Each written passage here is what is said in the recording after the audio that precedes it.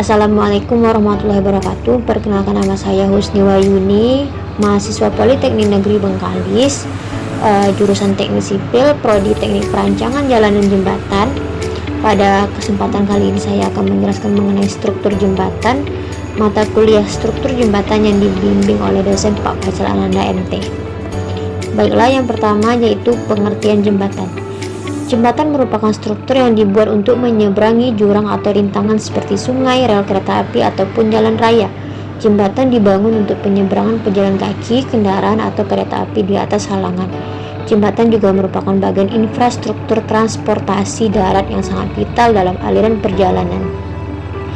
Ini berarti jembatan merupakan infrastruktur yang sangat penting dalam aspek transportasi di zaman saat ini, yang dimana menjadi sebuah teknologi serta alternatif yang telah banyak berinovasi sehingga mampu mempermudah transportasi manusia.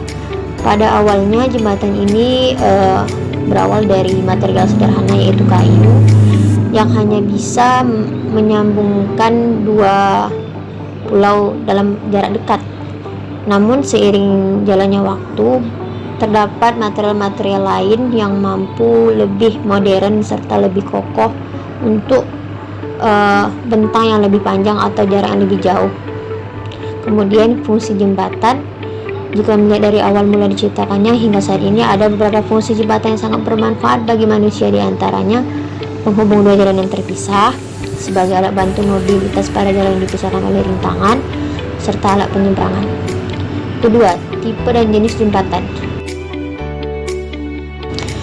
Yang pertama yaitu beam bridge atau disebut juga dengan jembatan girder, merupakan desain jembatan paling sederhana di antara jembatan modern saat ini. Terdiri dari balok jalan horizontal serta ditumpu oleh balok batu yang menahan jalan horizontal tersebut. Pada ilustrasi beam bridge ini dilihat bahwa terdapat tumpuan balok penumpu yang biasanya terbuat dari beton yang mampu menahan compression atau tekanan yang baik. Kemudian baja tahanan yang mampu menahan tegangan. Beam bridge ini biasanya dibuat untuk jembatan bentang pendek. Kemudian truss bridge atau dikenal juga dengan beam bridge with truss, merupakan kombinasi beam bridge tadi dengan truss atau rangka baja. Merupakan desain versi lebih kokoh dibandingkan dengan beam bridge. Hal ini dikarenakan adanya truss atau kerangka yang umumnya berbentuk triangular untuk menahan beban lebih baik. Bagian paling atas dari beam truss bridge ini yaitu mendapatkan compression atau tekanan yang lebih tinggi. Kemudian bagian paling bawah dari balok truss bridge ini memiliki tegangan yang lebih tinggi, sehingga dengan adanya truss mampu meminimalisir kedua hal tersebut. Yang ketiga yaitu arch bridge. Arch bridge disebut juga dengan jembatan pelengkung karena memiliki desain melengkung setengah lingkaran layaknya sebuah penahan atau bentuk parabola. Meskipun desain ini lebih rumit, namun dalam proses pembuatannya lebih sedikit memerlukan material bangunan dibandingkan model beam bridge. Karena bentuk parabola, maka compression atau tekanan pada arch ini yaitu pada arah horizontal dan vertikal, sehingga sangat diperlukan bahan yang harus lebih kuat. Pada ilustrasi ini terlihat bahwa compression atau tekanannya itu menyeluruh ke seluas lengkungannya.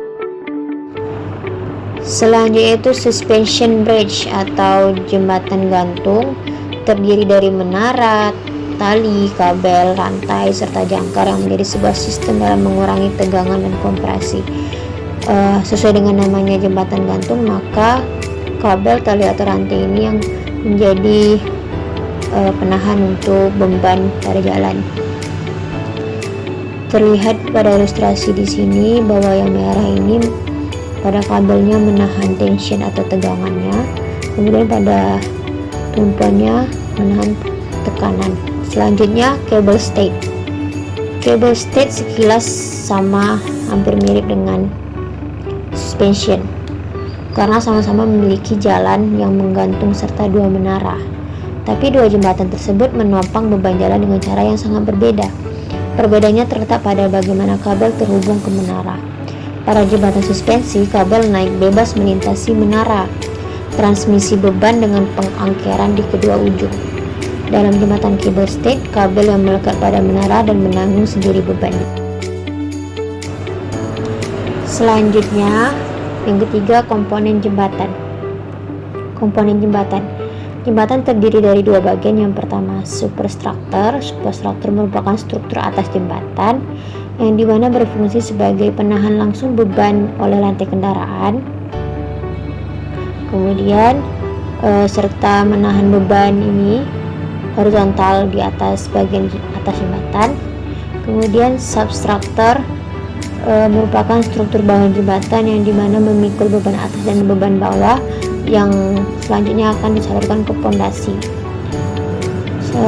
Komponen-komponen jembatan terdiri dari tiga, yaitu span atau bentang. Pada umumnya terdiri dari tiga, yaitu span atau bentang, merupakan panjangnya jembatan, bearing atau bantalan, atau elastomer atau perletakan yang biasanya digunakan untuk meredam gaya vertikal, horizontal maupun getaran oleh beban kendaraan. Kemudian expansion joint atau penghubung beberapa bagian-bagian jembatan. Oke, selanjutnya superstructure atau struktur atas jembatan. Yang pertama, gelagar. Gelagar atau girder terbagi menjadi dua. Pertama, gelagar atau girder utama atau gelagar induk yang berfungsi sebagai penahan langsung beban lantai kendaraan yang terletak di bagian kiri kanan jembatan yang berbentuk memanjang. Kemudian untuk yang kedua, gelagar melintang. Gelagar melintang ini berfungsi sebagai pengikat gelagar utama agar tidak terjadi pergeseran. Gelagar ini biasa bisa terbuat dari material beton maupun material baja ataupun komposit yang merupakan dua gabungan bahan material tersebut. Selanjutnya yaitu pelat lantai dan perletakan. Untuk pelat lantai berfungsi sebagai menahan langsung beban lalu lintas, kemudian disalurkan ke seluruh bentang lantai kendaraan. Selanjutnya, pelat lantai injak berfungsi sebagai penghubung antara jalan dan jembatan sehingga tidak terjadinya perpindahan elevasi. Untuk perletakan ini seperti yang disebutkan tadi, menggunakan bearing atau elastomer atau bantalan yang biasanya ini diletakkan di atas kepala abutmen, berfungsi sebagai peredam getaran gaya vertikal atau horizontal dari beban kendaraan yang melewatinya. Dikarenakan elastomer ini mempunyai sifat elastis, sehingga dengan adanya beban vertikal, horizontal atau getaran tersebut prinsipnya seperti karet yang apabila mengalami getaran akan kembali ke bentuk semula, sehingga hal tersebut mampu meminimalisir kerusakannya kepala jembatan. Selanjutnya, substruktur atau struktur bawah jembatan. Yang pertama, abutmen dan pilar jembatan. Abutmen merupakan bagian yang terletak pada ujung jembatan yang berfungsi sebagai penahan tanah serta penahan bagian tepi girder utama atau girder induk, gelagar induk. Selanjutnya, pilar jembatan. Pilar jembatan berfungsi sebagai penopang jembatan dengan tanah. Jumlah pilar ini bergantung kepada aliran sungai, peta topografi serta panjangnya bentang yang direncanakan. Sehingga apabila semakin panjang bentang yang direncanakan, maka sebaiknya semakin banyak pilar yang digunakan. Kemudian yang terakhir yaitu pondasi jembatan. Pondasi jembatan merupakan komponen paling penting pada bagian substruktur karena pondasi ini sebagai perantara penerimaan antara beban atas maupun beban bawah, seluruhnya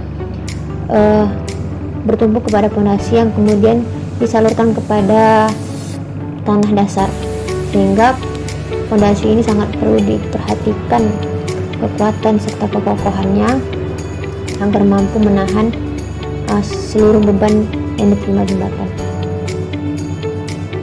Sekian, terima kasih yang saya jelaskan. Lebih dan kurang saya mohon maaf. Wassalamualaikum warahmatullahi wabarakatuh.